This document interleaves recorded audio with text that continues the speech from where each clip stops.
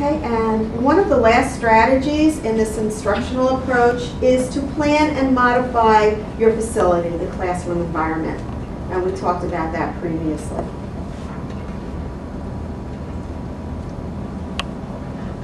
All right, the next approach we're going to talk about is the behavior modification approach. This is a very standard approach that your special education teachers use. Behavior modification. It is a system of rewards and punishments, consequences. The main principle underlying this approach is that behavior can be learned. And it can be learned with a process of rewards and punishments.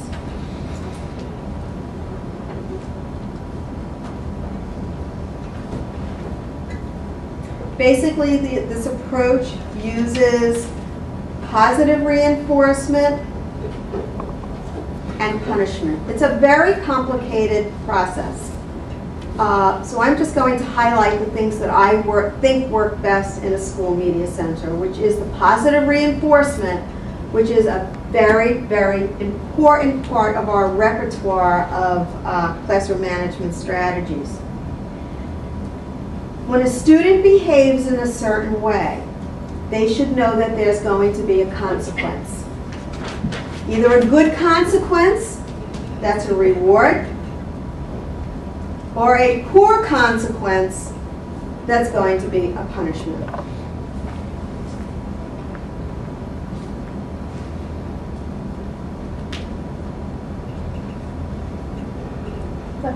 Yeah. Is this used primarily with like elementary school though, or maybe middle school? No, I think it's all middle also. Yeah. Not so much high school though. I mean, if you have a student who's in special ed in high school, absolutely. I see this a lot in like the regular ed classrooms yes. too. The teachers use, tickets for their exactly. That's whatever, something. Yeah, we'll talk about that in a few minutes. It's something called a token economy, and it's part of this particular strategy as well. In Marzano's book, Classroom Management That Works, he does point out things specific to this approach. So I'm going to refer to that book at this point. He says that, or research says, let me put it this way, research says that you should acknowledge and reinforce acceptable behavior. So that's the positive reinforcement. Catch a student doing something good, so that you should reinforce that acceptable behavior. Not only for that student, but as an object lesson for the rest of the class as well. That is really very important.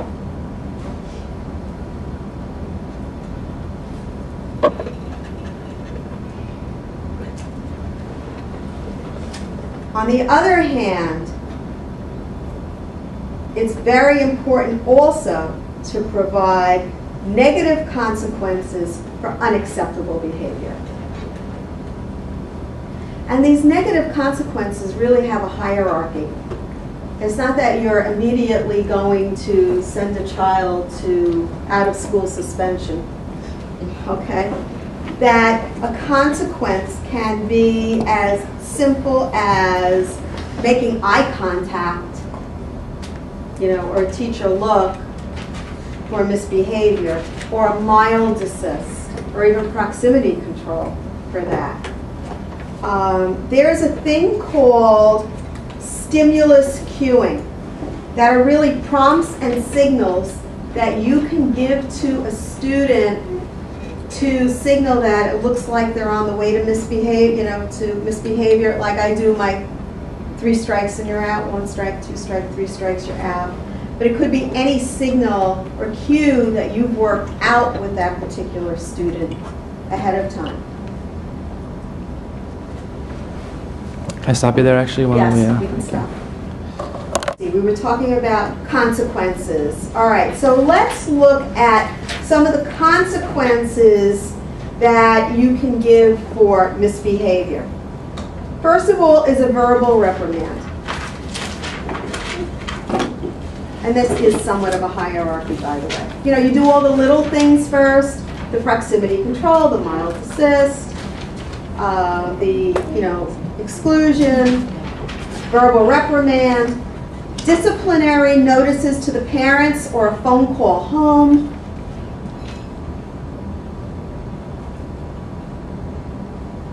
To see what kind of support you can get. Before you call a parent, you should let your principal and the classroom teacher know that you're calling a parent for a disciplinary reason.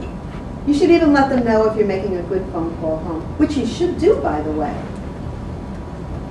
I used to make phone calls to parents all the time, and almost with the catch child being good, I called this one parent and she gets on the phone and she says, "Oh no, what did he do? He's been so bad since he got into middle school." I said, "No, I'm actually calling to tell you what a great class we had and what a contribution he made. Wow, I can't believe it. He's really struggling in his classes and everything else." I said, "No," he did a great job today, and I just wanted to let you know it." I'm so glad you said that, because being a classroom teacher, whenever there's issues in gym or art or library, it's always thrown back to the classroom teacher, and this is what's going on, like, you know, you deal with the consequence or you call the parents. Right. And even when they're in reading class, because for reading they switch classes, sometimes the reading teacher would call down to me and say, you're one of your students, and I'm like, no, it's your student during reading, and they're always bringing it back to us, and I don't feel comfortable calling the parent and saying, well, I wasn't there, but this is what happened. That's exactly right. But it's always, you know, for some reason, the librarians and the art teachers think that it's not their responsibility to call home, and it's really frustrating. Yeah, no, it is your responsibility. But as I said, before you make a negative phone call home, you should really tell the classroom teacher, this is the behavior that occurred, and I would be very happy to make a phone call to the parent. Michelle is right. I mean, especially your special education teachers, they have enough of a time dealing with a full class of special ed problems. Yeah. And you know, that also brings importance to the library. Oh, absolutely. I don't know too many librarians who do that. Well, they should. They should. That's what I'm trying to tell you guys. These are the things you should do. You're the people going out there to change the status quo. Alrighty, so disciplinary notices, conferences with parents. Then, of course, there's after-school detention. Do you have that elementary? No, they did in middle. Out-of-school suspension. I mean, this is really a kid had to have done something very, very terrible and harmful for out of school. The problem, in my opinion, I don't think out of school really works. I don't think so either. Why don't you think it works? Because most of the time, your parents are never home, so the kids left alone, they can just do whatever they want. Right. It's like, whoa, a day off of school. Yeah. Now, a lot of times with students, I mean, I'm just speaking as a parent with my son when he comes home, the same kids every day get warnings and consequences. That's right. Every single day. He's like a little watchful. So he tells me everything, but every day the same child comes home. Well, Nicholas got another warning, and then he got another consequence. He got a note home this time. He got a phone call. For me, I can't imagine as a classroom teacher, librarian, whatever, if that behavior happened every single day, what would be your next step? So that they get it. Like, that it isn't they a get matter it, of the parents getting get it. it. There's obviously another issue going on. So at that point, you contact your guidance counselor or the social worker or the social worker, and you present this, you conference with the social worker or the guidance counselor, and you say, I have noticed this, and this behavior goes on all the time, and this is what I've tried, these are all the steps I've done, and it doesn't look like the behavior is getting any better. Have other people had the same problem with this student? Is there something going on that I should really know about? And honestly, even with your special ed kids, sometimes the librarian is out of the loop, you know, with all the IEPs and whatever. Like Carla yesterday said that she gets copies of all the IEPs. She doesn't have time to read them, but she gets them. I used to get them when somebody remembered. If they didn't remember, I went and asked for them. So often the library they don't know what disabilities these kids have. Sometimes you won't even know which kids have classifications. It's important for you to find out this information from classroom teachers, especially before they come into your libraries, okay? And what to do with them. I mean, my special education teachers were my best friends because it's like, I don't know what to do in this situation. Help me, give me a strategy. So they're the people to talk to also. And even with the regular educators, you would go to the teacher Yes. and then go to the, so Yes, maybe speak absolutely. with the teacher collaboratively Yes. about. Absolutely, yeah. Are you seeing this in your classroom?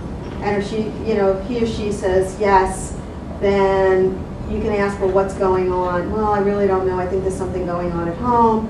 Then you can say, I think I'm going to go talk to the social worker. Yeah. Lauren? I was going to say on the flip side of that, sometimes it's a teacher's bias, like you expect that student to be bad, so therefore every time they do something, you're already ready to hop on top of Nicholas. Like Nicholas, most days he acts up, but even the smallest things, after a while, by December, January, can tick you off, and you're already on top of Nicholas. So that used to happen with my sister all the time. Sometimes it wasn't necessarily that she was being bad or disrespectful, but the teacher is so accustomed to, oh, you must be taught, oh, it must be It's your fault. You're the bad one. Yeah, Right. so that, sometimes you also have to watch out for that. Yeah, it's almost like you're biasing towards I've seen that Nicholas's particular birthday child. parties, I don't know. I don't know. I want to pass judgment, but. All right, of course, the last of the consequences is when somebody gets expelled from school. One of the other things with behavior is you have to establish what your limit is for unacceptable behavior. You know, sometimes you have to decide how much can you tolerate.